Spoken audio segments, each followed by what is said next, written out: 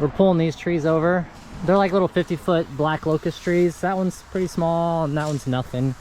That one we'll just pull over by hand probably, but this one's got a bunch of weight out here towards the road and sidewalk and stuff, and obviously there's traffic that we need these trees to go into this hole, because I'm going to pull the truck up over here, park up here on the sidewalk, and we'll chip everything up. In case this fails as I'm pulling over the tree, I want to have this side of the rope captured.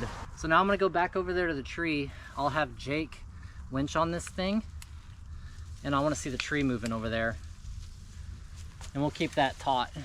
Yeah, just keep going until it feels like pretty tight. So at this point, let's tighten that up. And that's our backup in case the device fails. This lim's gonna kind of be in that tree, but it's not gonna hurt it. 500i, 20-inch bar.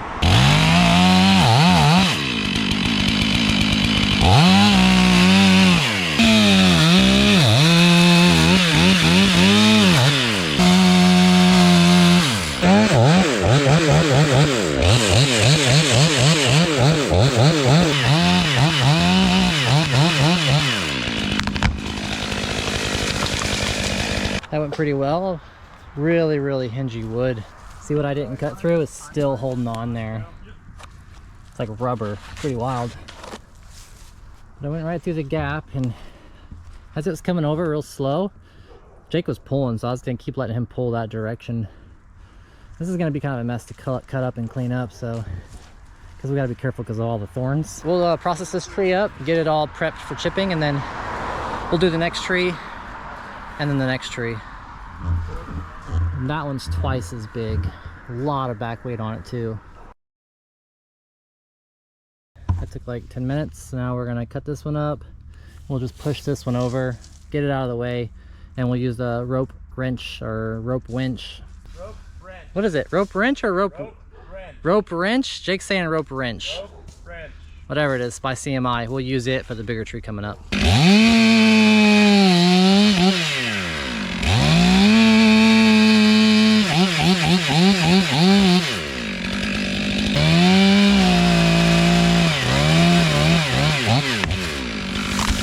Just gonna cut the top off it and just leave the log there, and we'll follow the rest of this tree on the next one. Some people, like, they set a little loop in their rope and they just keep it there, and then they just I got it.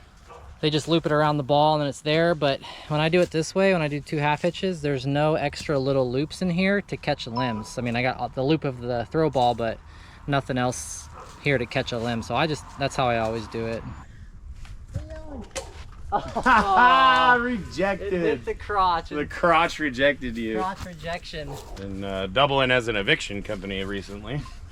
Yesterday we kicked a raccoon out of a tree. Well, the raccoon was in the tree, and it's on. I put it on my Instagram, which, by the way, I have an Instagram now. I'm trying to get used to using, but it's, you know. Anyways, there was a raccoon in this tree, and we kept, as we were working our way up the tree, it kept going up higher into the canopy.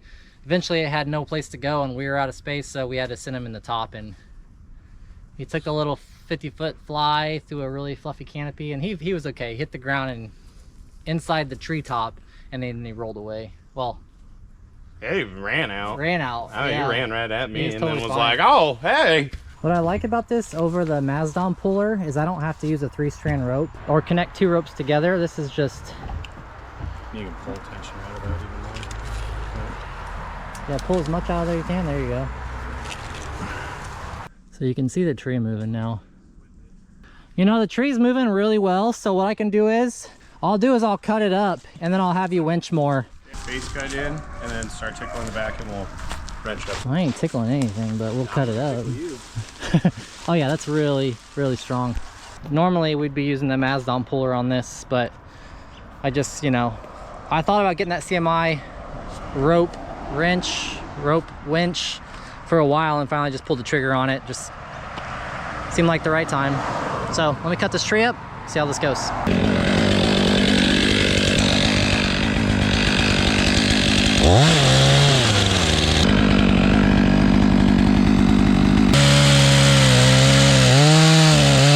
Okay, go ahead.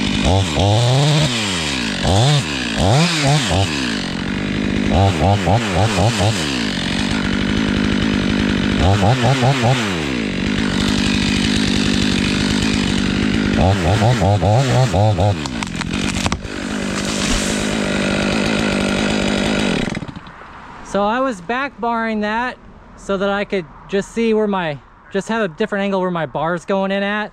If I'm around this way, look how low I am to the ground down here. My handle's on the ground, so I have to kind of cut it this way. I guess I could have come on this side and cut it on the high side, which is probably safer, but that was cool being on that side doing it that way. You just have to really hold on to the saw so it doesn't kick back.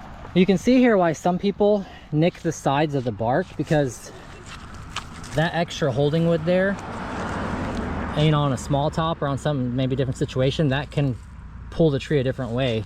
If I would have cut the bark here, snipped it, that would not have torn down that far, but in this case there's no problem. But that's a good example of why they scar the side of the bark when they pull a tree or do a top or something, so that this kind of stuff doesn't happen.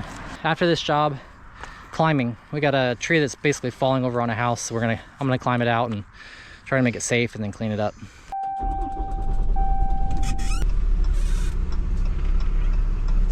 Don't want no sawdust in the truck. 20 minutes doing that. This is our second job. It's actually 10:48. So I guess we've been out and about for 2 hours, but we did a job before this as well. A little more work to do here. I've been throwing wood in the back, cutting it up while they were tossing in limbs. Also got plenty of space, all cleaned up right here. So through this little gate, we've got this silver poplar. So this tree is uprooted and moving over and falling over, and it's already pushed the fence over. A lot of canopy above me, but then look at this piece over here too. So what we're gonna do is, I wanna get this piece on the ground first. All the stuff with ivy on it's going back over the other side of the fence.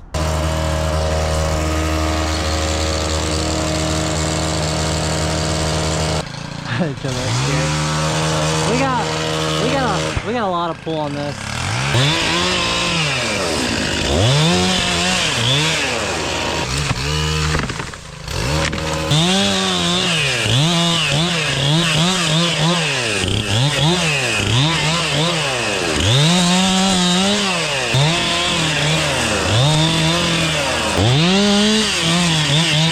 So I'm gonna get this trunk down here prepped. Nobody walk under the tree while I'm cutting on this thing. So both of you guys go over there and get ready to pull on that line. And I'll notch it right where, I guess I'll notch it towards the fence a little bit. Yeah, it's gonna be kind of interesting because the top swoops out way over there. But I need the tree to go in the center here. So I'll you know what? I'll put the notch right where I want the tree to go. But I need this to swing a little bit to the right. So I need to kind of aim over there. Oh, the tree goes up and it swoops over towards the house. That's the problem.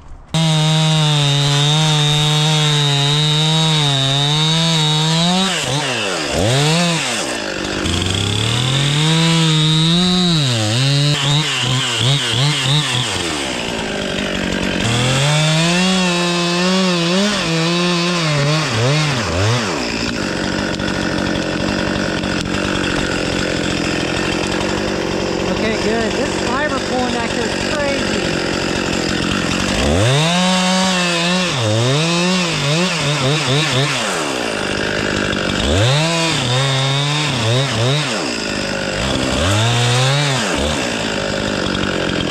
I might leave the butt up on the stump still. It's gonna hang on.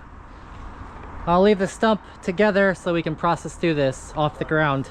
That came down like super slow motion too. Hopefully you guys saw the hinge, how it was tearing through. Oh, look, it tore all the way down to here. It was pulling fiber all the way. So I kept cutting through it, but that's really good fiber. So we're gonna get these limbs out of here, buck up this wood, throw it over the fence with all the ivy on it because it's full of spiders and bees. And then we'll get to this one, which has to be climbed.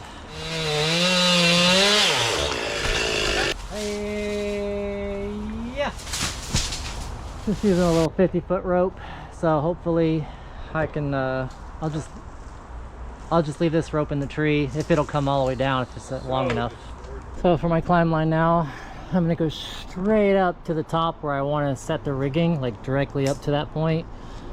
This is the loose end right here that I'm gonna go up, and then it goes around the main stem that goes up, and then it comes down, and I'm base anchored over here around the stump. well below it with the running bowline.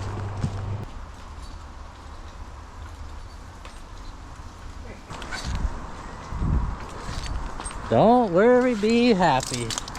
Grabbing my stinking GoPro. You can bag all that extra rope.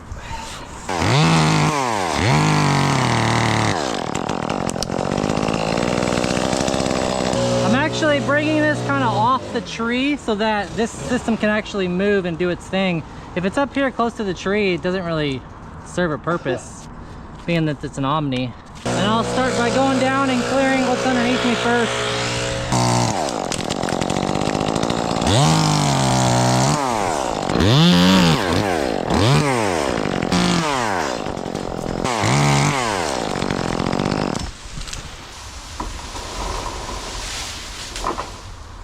Once I get these limbs off the roof, and I'm gonna go back up and clear out what's above me so that I can top the tree that I'm actually tied into and take some weight off of it, make it safer.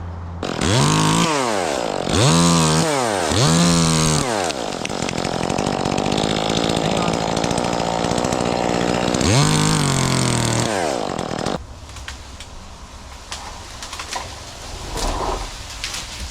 we go, nice. Nice. You basically have to like forget the fact that there's spiders and all this and just work.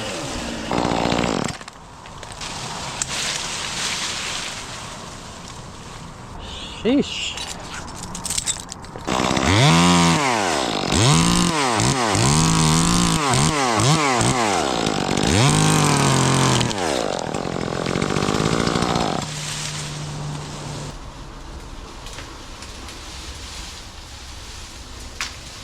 So we got the top next, and it's a decent size, so really don't want to send it off into the openness, you know, and then put all that stress on this stem. So I'm actually going to dump it into these limbs right here, and then I'll roll it off.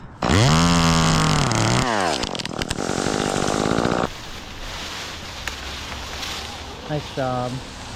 So now that just made this, took a lot of weight off this main tie-in point.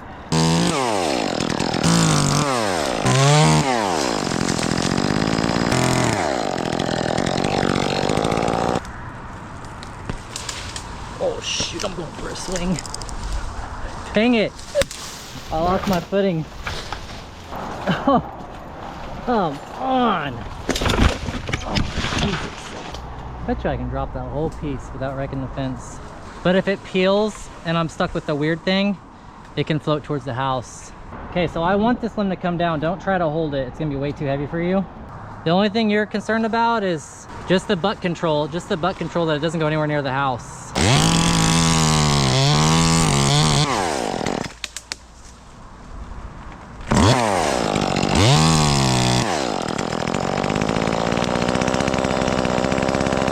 Yeah, don't try holding it. Okay, good. Perfect. It's doing what I want it to do. Hold on. This is a hanger. Let me cut this out.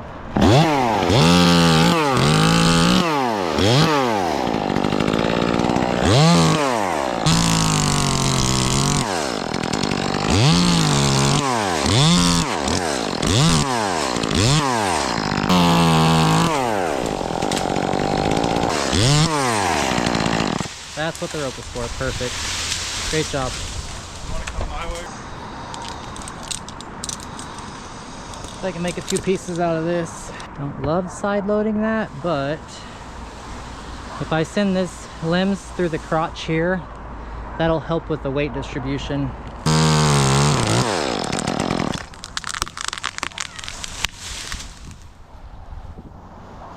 Hang on, don't let it down. Yep.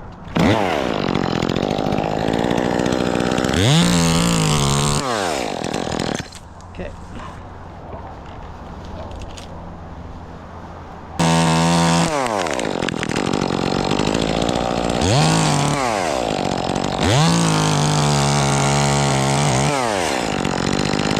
See if you can swing that rope up and around this nub, Joe.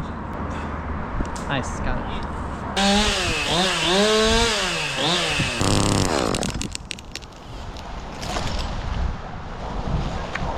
That works.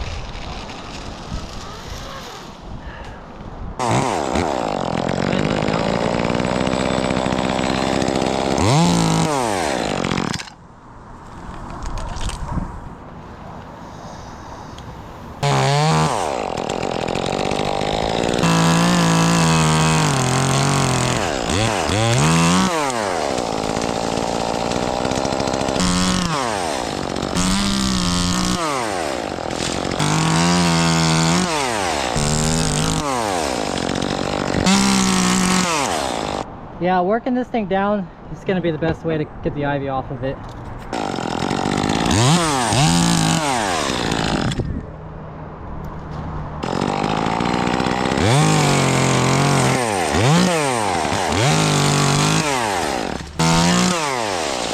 Gosh, this is a disaster so much. Can you put a bucket on top of the septic lid? So we got 2 buckets, we got 2 septic lids right there. I could cut this all down if I'm not worried about hitting the septic lids.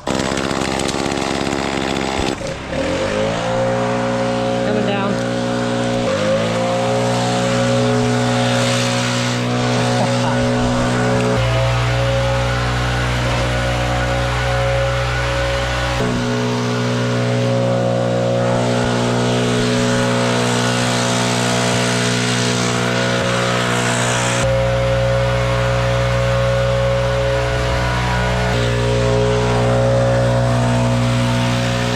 Okay guys, that's the end of day 1. I'll probably show you the rest of this. I mean, I might not, because all he's gonna do is, Zach's gonna be with us tomorrow. He's another ground guy that I use, but he's probably gonna start from the bottom and just cut it on the way up and then just chunk the wood down. So it's really not that cool to see. Or he'll start from the top and then work his way down and then cut it, but it's just really just a lot of cutting of the ivy. So there's really nothing special about that. So I'll probably just end it here. The fence is already wrecked, so we can't do any more damage to it. He's going to replace the fence, so we can't do any more damage here. So there's really nothing exciting that can happen at this point. Probably call that the end of the video. Appreciate you guys watching.